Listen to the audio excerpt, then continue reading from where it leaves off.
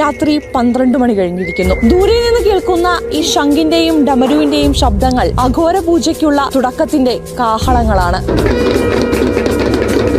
இந்த யாகம் உக்கிர யாகமா, காளியம்மாவை சுயம்பா கூப்பிடுற யாகம் அதனால இது நைட்ல மட்டும்தான் பண்ணணும், பகல்ல பண்ண முடியாது. பயப்படுறதுக்கு ஏதாச்சும் இருக்கா இதுல பயப்படுறதுக்குலாம் ஒண்ணுமே இல்லாமா. அம்மான்னு சொல்லிட்டோம்னா அது எவ்வளவு பெரிய சக்தியா இருந்தாலும் பிள்ளைக்கு பாசமா தான் இருக்கும்.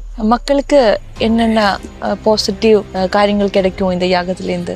நல்லதை கேட்டு வந்தாங்களாமா, எல்லாத்துக்குமே நல்லதே கிடைக்குமா. இது தாந்திரிக பூஜை, இதனால கெட்டது செஞ்சு விடலாம். இது கெட்டதுக்கு மட்டும் வந்தாங்கன்னா கண்டிப்பா அவங்களுக்கு கெட்டதுதான் நடக்கும். ஏன்னா ஒரு பயப்படுறாங்க, மாந்திரம் தந்திரம் இதுல வேற ஏதாவது செஞ்சிருவாங்களோ அந்த மாதிரி பயப்படுறாங்க. இதுல பயப்படுறதுக்கு ஒண்ணு வேலை கிடையாது. எல்லாத்துக்குமே குலதெய்வம்ன்றது ஒண்ணு காத்துக்கிட்டு இருக்கும். யார் அகுரினா யாருன்னு எல்லாத்தையுமே வேணான்னு சொல்லிட்டு ஒதுங்கிட்டு இருக்கிறவங்க அகுரின்னு சொல்லுவாங்க.